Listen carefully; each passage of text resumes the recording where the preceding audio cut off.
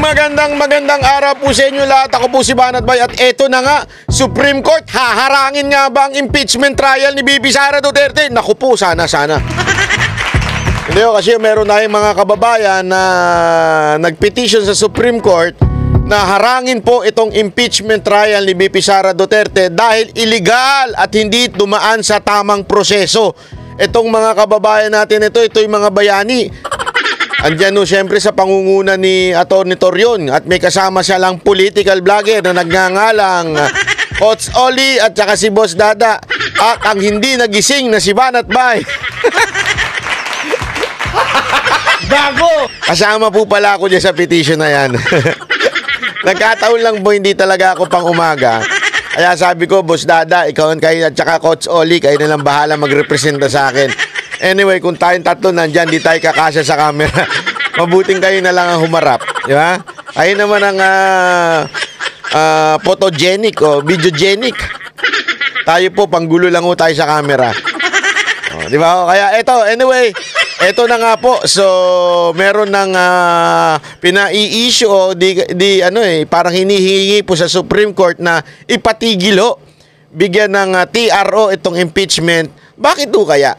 Ay, papaliwanag ko yan ni Atty. Torion. Mas mabuti pa. Ako po, nung sumama po ako dyan, akin pong inaral yan. Talagang sumakit ang ulo ko. Dahil sa mga English na nandyan. Pero inaral po natin yan. Na tama po ang ating panawagan na itigil po ang impeachment trial na ito dahil po ito'y hindi tama. Ito'y dumaan sa maling proseso. Hindi ho binigyan ng tsansa ang nasasakdal na si BP Sara Duterte na magbigay ng kanyang opinyon at magbigay ng kanyang depensa. Ika nga. Hindi ho binigyan. At pinabasa lang ho sa mga kongresista in 1 minute and 15 seconds yung ilang papel ng impeachment complaint. Kaya mga kababayan, ito'y wala hong kwenta sa totoo lang. Hindi ho dapat ito pinapansin dahil ito'y illegal na ng kamera. Panoorin ho natin tong balitan to. This is a response yan, to kita nyo, walang tunog. Walang tunog sa akin. Hintay lang kasi Banat Bay. Hindi pa ako nagiging si Banat Bay. Ang bihira ka talaga, Banat Bay. Oo. Ito, mate ka sa iyo. Yan. Okay? Pasok. Atty. Torion. Isa pa. Take 1, take 2, take 3. This is a response to the clamor of the people that we should file a petition for certiorari prohibition with... Ay, kita nyo? Hindi na nga nagkakasya si Boss Dada sa likod. Isasama nyo pa ako. Saan nyo kilalagay dyan? Hindi. Naisip ko lang. Hindi, pero nagpapasalamat po ako na bigyan tayo ng oportunidad na tayo po ay nakasign din po dyan. Sumumpa din po tayo dyan. Hindi lang tayo asama sa mga interview. Okay lang yan. Hindi naman nagkakasya si Boss Dada For preliminary injunction and TRO against the ayun, nagkasya na. complaint filed against the Vice President. Dumulog kanina sa Korte Suprema ang ilang abogado upang hilingin ang pagpapawalang bisa sa impeachment complaint laban kay Vice President Sara Duterte. Ang nasabing petisyon ay mula sa ilang Mindanaoan lawyers na kilala rin bilang mga kaalyado at taga-suporta ng pamilya Duterte sa pangunguna ni Atty. Israelito Torion, Atty. Martin Delgra at Atty. Luna Acosta. Tingnan mo, hindi man lang binanggit na media yung dalawang political vlogger. Alam mo naman ng mga media, medyo may merong konting hindi ho sila minsan hindi ho nila minsan gusto ang mga vlogger kasi siyempre natatalo sila minsan pagdating sa impormasyon. Di ba? Minsan mas maraming pa nanonood sa vlogger kaysa sa kanila. Kaya hindi na nila binabanggit.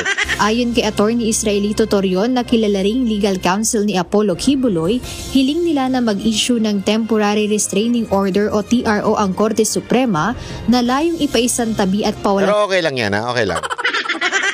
Hindi man tayo nagtatampo sa UNTV. UNTV isa sa pinaka-patas pagdating sa pagbabalita. UNTV, Net25, at syempre walang iba kundi ang SMNI.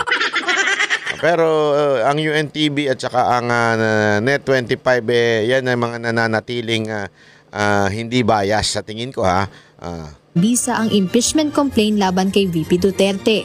Aniya naniniwala sila na mayroong malaking kakulangan sa nasabing impeachment complaint. Paliwanag ni Atty. Torion, lumalabag ito sa ilang mahahalagang probisyon ng konstitusyon at walang sapat na batayan sa jurisdiksyon. Kaya dapat aniya itong ibasura at hindi ipagpatuloy ng Senado. It is a violation of pertinent constitutional provisions, and it is likewise jurisdictionally void, and the same should be dismissed and not entertained by the Senate of the Republic of the Philippines. That in essence is the foundation of our complaint. It is very defective because first, it did not consider the 3 priorly filed impeachment complaints. Yan. Paliwanag mo, ate. Masyado kasing, alam mo ito si Atty. Torion, pag nagsalita to, masyadong malalim ito eh. Nakikita ko nga sa kanyang lalaking Miriam Defensor Santiago. Ganun kalalim mo itong mamang to. Kaya ito, si ate, paliwanag ni ate kung ano ibig sabihin ni kuya. Ni Atty. Torion. Question din ng mga petitioner ang prosesong isinagawa ng Kamara sa impeachment ng pangalawang Pangulo. Paglilinaw ni Atty. Torion na may malaking depekto ang impeachment complaint. Bakit? Una, hindi nito kinonsidera ang 3 naunang impeachment complaints. Yan, importante yon. Kasi tandaan ninyo ito yung pang-4 na complaint. Yung unang 3 complaint na dapat tinugunan muna. Kasi sa ating batas, yun ang kailangan eh. Kailangan pag may nag-complain, ibigay mo na kaagad doon sa Speaker of the House. Dapat proseso na yon. Kaya nga pansinin ninyo, minsan ginagawa ng kalaban yan eh. Kunwari mag-i-issue ng impeachment na mahina, tapos pag yan po mahina at na-dismiss, another year bago pwede mag-file at entertainin yung pangalawang complaint o yung susunod na complaint. Ang nangyari ho dito, may unang 3 na dapat tinugunan muna ng Kamara bago sila pumunta doon sa pang-4. Dapat isa-isa yan eh. Ang problema, alam siguro nila na mahina itong 3. Kaya yung gumawa nung pang-4, ang alam ko, yung mga na mismo, yung mga lintik na mga congressman dyan, di ba? Etong 3, hindi nila pinansin. Yan yung sinasabing unang violation na kaya hindi dumaan sa tamang proseso ang ginawang impeachment complaint na pang-4. Kasi kung na-dismiss ba kunwari ito, pinarating sa speaker, tapos tinakil ng House, kung ma-dismiss ito, hindi na pwede dun sa another year na naman. Siguro nakita nila, hindi na nila diniscuss ito, hindi na nila dininig itong 3. Dumiretso na sila sa pang-4. Mali po yun. Yun yung sinasabi ni Atty. Torion at na mga nagpetition pa. Nilabag rin umano nito ang due process para sa pangalawang Pangulo at hindi nito sinunod ang itinakdang proseso ng verification ayon. Ito, yung pangalawa, hindi binigyan ng tsansa yung defendant na yung si Vice President Sara Duterte na magbigay. Kasi parang yan eh. Tandaan ninyo, yung impeachment trial is nakapattern din yan sa ating batas kung paano yung nangyayari, 'di ba? Sa piskal muna may rereklamo sa piskal, ito si ganito, ganyan. Papatawag ngayon yung isa. Oy, meron sa'yo nagrereklamo dito. Ano ang depensa mo sa kanyang reklamo? Bibigay ngayon siya ng depensa niya. Nakita na ng dalawang yung piskal yung titignan niya. Andali. Mukhang may probable cause to tuloy na natin sa korte. Papasya na ngayon sa korte. Ganun dapat ang proseso. Inaalam yung depensa ng kabila, yung inaakusahan. Dito, walang naganap na ganun. Hindi hiningi yung panig ni VP Sara Duterte. At idiniretso na lang, pinastrak. Yun yung pangalawa. Yung pangatlo, yung oras na kung kailan lang nila nalaman ng mga congressman yung complaint. Nakasulat dyan, sinabi dyan, it has to be verified complaint before going sa Senate. Ibig sabihin ng verify. Ibig sabihin, kailangan at least alam ng mga pumirma. At sinabi nilang, okay, sangayon kami dyan. O, tama yan. O, ito dapat pasa na yan. Impeach na yan. Yung pumirma doon, dapat may tsansang maaral at basahin yung impeachment complaint. Wala ho.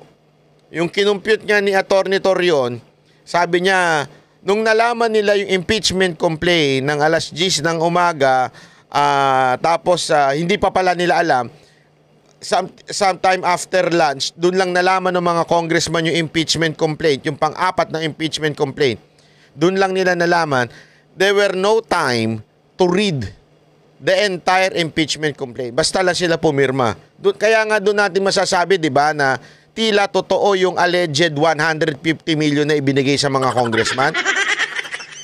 This is an alleged na sinasabi. Pero even doon sa proseso, mukhang totoo yung 150 million. You know why? Hindi na nila binasa yung impeachment complaint, basta na lang nila pinirmahan. Don't tell me, tinutukan sila ng baril doon. O, pag di ka pumirma, yari ka. Hindi! Mga congressman ito eh. Alam naman natin mga congressman, mga buhaya yan eh. Pasa-pasa lang yan, o. Pagka pumirma ka, eto sa'yo. Diba? Parang gano'n ang nangyari. Ako, sabi ko nga sa inyo, it's an alleged ng mga tao, yung mga nagsasabi, yan ang kwento, 150 million na tinanggap ng bawat congressman na pumirma. Ngayon, may katotohanan ba yan? Tila sa ganitong prosesong nangyari, mukhang dito katotohanan. Bakit kanyo? Wala nang verifikasyon na nangyari. Wala nang, hindi nyo na binasa, pinirmahan nyo na lang. O, dahil nga doon, yun yung sinasabi ni Atty. Torion at namin lahat, na ito po ay may problema. Hindi ho tama yun nangyari. Hindi ho verified yung ipinasang impeachment complaint o yung ipinasa sa Senado. Naintindihan ho natin, mga kababayan? Naunawa natin kung bakit amin pong hinihingi sa Supreme Court, sa kataas-taasang ating husgado, ay na i-dismiss ho ito. Patigilin, i-dismiss, ibalik sa Kamara, idaan sa tamang proseso. Yun lamang po eh. Yan ang hirap sa bayan natin eh. Sa bayan natin mga kababayan. Kahit ako na-experience ko yan eh. Sabi ko sa inyo, na-experience ko na merong nagdemanda sa akin na tarantadong putang inang gago. Hindi ko na lang sasabihin ko sino. Dahil malakas siya sa husgado, hindi na kami binigyan ng tsansa na sumagot. Idiniretso na kaagad ng piskal doon sa korte. Anong tawag mo doon? Di ba? Hindi mo pinadaan sa due process. Lahat po tayo bilang Pilipino, tayo po ay merong due process na dapat pagdadaanan pag tayo inakusa. Hindi po. Kaya nga nangyari, nagkakaproblema ngayon dahil nga hindi dumaan sa tamang proseso yung nagreklamo sa akin. No? Iyari siya ngayon, no? Di ba? Tarantado siya eh. Oh. Nakakarma na siya ngayon, kaya mag-alala. Hindi ko na sasabihin ko sino, marami naman ako demanda. Pero dahil nga doon, tumagilid tuloy yung reklamo. Dahil nga sinubukan nilang paspasin. Ugali talaga ng mga hindot yan eh. Yung paspasin yung mga ganyan. Yan yung sinasabi natin, mga kababayan, na wala namang problema. We are not against the impeachment. But rather, we are against the way nyo hindi dinaan sa tamang proseso. Everyone has due process. Even your enemies. Yan kayo, porket kaaway lang ninyo si VP Sara Duterte, di niya kayo dumadaan sa tamang paraan. O sa tamang ano. Alam nyo naman, kaya nga, sabi ko nga sa inyo, itong pinakamalalang house, itong nangyayari sa ating bayan ngayon. Itong mga House of Representative natin. Ito na yung panahon na pinakamalala talaga. Lahat na lang nasa ano na nila. Nasa kamay nila. Ito, bigyan ko kayo ng halimbawa. Kahapon po nagkaroon ng hearing tungkol dun sa fake news. Tawan-tawa ako habang pinanonood ko eh. Yung mga tanong ng mga congressman, pangtanga lang. Sorry po pero papasensya nyo na. Yung mga tanong ninyo, hindi ko maintindihan. Bakit hindi, walang membership sa KBP? Bakit hindi nare-regulate ang ano? Bakit nasasayang ang pondo ng ano? Barado nga ho yung isa dun eh. Bakit? Sabi ng KBP, ano na po, mawalang galang. Ang KBP po ay hindi ho nasa ilalim ng gobyerno. Kasi, ignorante. Tapos, hindi, dapat kasi ganito. Dapat ginagawa ang trabaho. Ganyan, ang mga hirit nyo, pambobo lang eh. Tapos, marami pa silang sinasabi na kesyo doon sa nagbabayad ba ng tax yan? Hindi nyo ba alam na, excuse me po, lahat po ng YouTuber, automatic, kinakaltas ang tax. Meron po kaming tax na binabayaran sa Amerika. Kasi nga, American company ang Google. Ano na kagad yun? Matik na yung babawas sa'yo. Meron kami nun. Sana ho, nag-research man lang kayo. Pakikialaman ninyo yung sahod namin, pambihira kayo, hindi naman kami nasa gobyerno eh. Anong pakialam nyo kung kumikita kami? Hindi, eto, I'm speaking for all the vloggers, whether Tadso, Pinklawan, wala kayong pakialam. Bakit? Hindi nyo pera ito, pera namin to, pati pera namin gusto ninyong kunin. Kinuha nyo na nga yung pera ng bayan natin, pati ba naman pera namin, gusto nyo pa? Pinaghirapan namin ito. Bakit ninyo kukunin? Bakit ninyo sasabihin na, tingnan natin yan, kung tama ba yung sahod? Anong pakialam ninyo? Honestly, anong pakialam ninyo sa amin? Sahod namin to eh. Pinagtrabahuan namin to. Tapos kami yung nagbabayad ng tax. Meron tayong tinatawag na income tax. May kanya-kanya tayong binabayaran. Bakit kailangan nyo? Ba't kayo kaya? Yan ang hirap sa inyo eh. Gusto ninyong buksan yung aming publicly. Ilantad ang sahod na nakukuha namin. Sir, that's for our protection. Naintindihan nyo?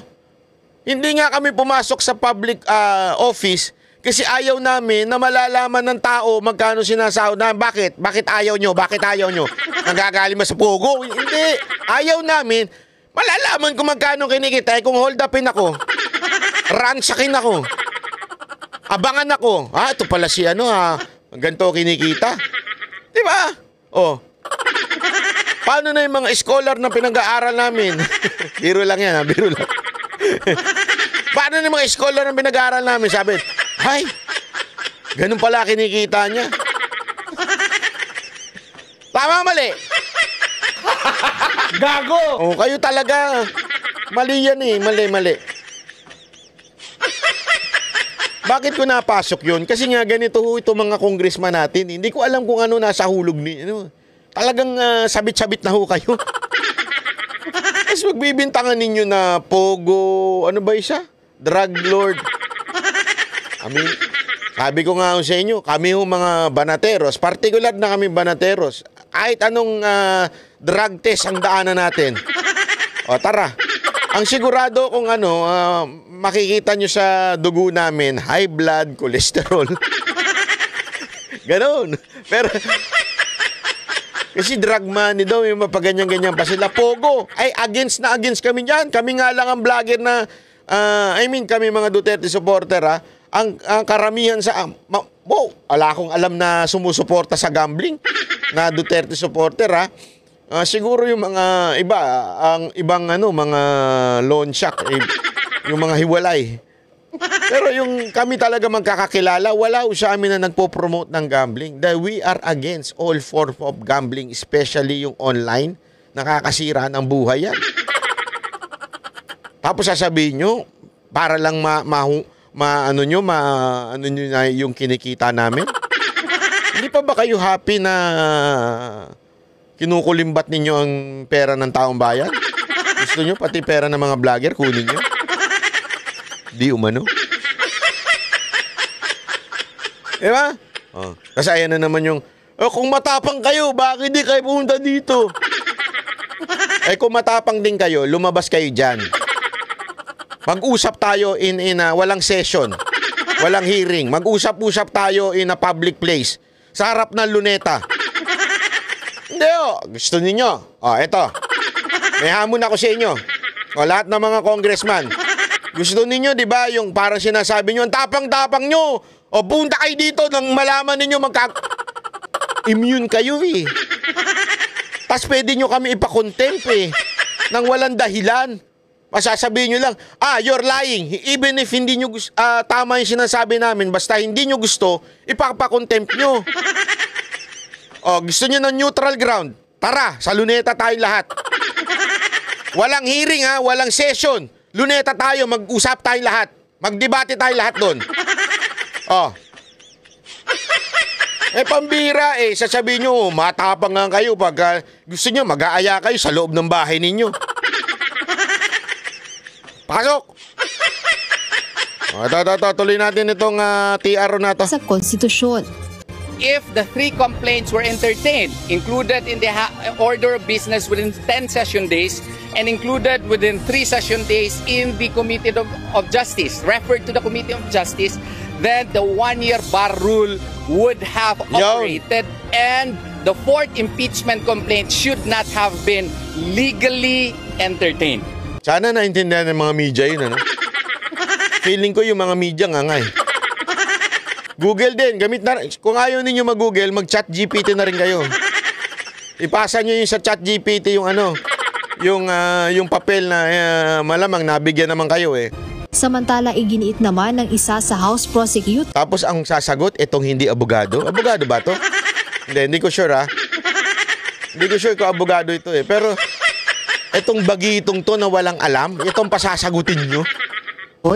Na hindi depektibo ang itinransmit na reklamo sa Senado. Naniniwala po kami na kompleto po yung aming articles of impeachment, including the process in which it was transmitted to the Senate. Bakit nyo pala palaging pinasasagot to, no? Walang alam mo ito eh. Pagdating sa batas, wala akong alam ito. As far as we're concerned, it is well within the bounds of the law. Dagdag pa ng mambabatas na tuloy ang preparasyong ginagawa ng prosecution team kaugnay ng impeachment laban kay Vice President Sara Duterte. Kinunde na naman ng Makabayan Bloc sa Kamara ang anilay desperadong hakbang ng Vice Presidente para hadlangan ang hustisya. Hoy! Makatae Bloc! Walang kaalam-alam si VP Sara Duterte dito. Mga gunggong. Kami-kami lang to. At si Atty. Torion. Ano sinasabi ninyong may alam si VP? Hakbang ni VP Sara Duterte to para tingin. Alam mo si VP Sara Duterte walang ugaling ganito. Maniwala ka sa akin. Si VP Sara Duterte sigurado nga ako baka ayaw niya pa to eh. Ako nagdalawang isip pa nga ako kung sasali ako dyan o hindi. Kasi iniisip ko baka ayaw ni VP Sara Duterte to. Baka sabihin niya, wag nyo nang pigilan yan, okay lang yan, hayaan nyo na yan. Wala akong kaalam-alam si VP Sara Duterte. Kami lang kami nila Atty. Torion at kami lang nila Coach Oli, Atty. Delgra. Wala akong kaalam-alam ang ibang kita nyo gulatan ito. Kami lamang po ito kasi nga napag-usapan namin, napagkwentuhan namin na mali yung proseso. Itama lang natin yung proseso. Hindi yung gayaan. Mali yan eh. Ang laking katarantaduhan yan eh. Iwasan ang pananagutan sa pamamagitan ng kanilang petisyon sa Korte Suprema na naglalayong ihinto ang impeachment proceedings. Jed Neresina, UNTV News and Rescue. Ayan. So, napakalinaw, napaka-importante niya mga kababayan. Na sana atin pong maunawaan at maano natin yan, maintindihan. Ulitin po natin para sa kaalaman ng iba dyan hindi po tayo against sa impeachment. We are just saying that the due process hindi nasunod. So therefore, if hindi nasunod ang due process, it is illegal transmitting sa Senado. Okay? We are questioning the due process. Ulitin natin, we are questioning the due process. Dapat tama lamang. Kasi or else, sabi nga ni Atty. Torion, para na nabababoy na yung ating legal system pagkagayaan, di ba? Mali na ho. Mali na ho yung nangyayaring legal. Alam mo, yan ang katotohanan na ngayon eh. Yan ang malungkot na katotohanan na nangyayari sa bayan natin. Marami ho sa ating pangyayari, lalong-lalo na when it involves yung Congress at saka si Torre. hindi na talaga dumadaan sa tamang proseso. Yun ho ang katotohanan ho dyan. Kaya mga kababayan, sana naman, talagang ano na natin to, dinggin ho ng ating Supreme Court. Kami ang boses ng masa, hindi natatakot. Katotohanan lang, di kami nalulunod. Walang bahid ng sismis, lahat ay totoo. Kahit sino ka pa, pag mali ka babanatan ka. Walang pinipili kulay, wala kaming kinikilingan. Basta para sa bayan, kami lalaban. Pag tama palakpakan, pag mali banatan. Di matitinag, di matatakot, para sa bayan tuloy ang sigaw. Sa harap ng kamera, walang halong takot. Mga baluktot, lahat kayo'y tutumba. Ang hustisya at totoo, yun lang ang mahalaga. Kahit sinong harang, di kami matitinag. Walang pinipiling kulay, wala kaming kinikilingan. Basta para sa bayan, kami lalaban. Pag tama palakpakan, pag mali banatan. Di matitinag, di matatakot, para sa bayan tuloy ang sigaw. Kung nasa tama ka, ikaw ay aming kasama. Pero pag mali ka, handa ka na bang mabasag? Banateros kami, walang inuunan. Dahil bayan muna, bago ang sarili.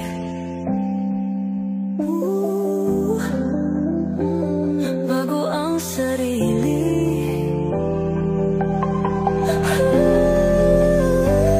Pag tama palakpakan, pag mali banatan. Banateros ang sigaw, katotohanan ang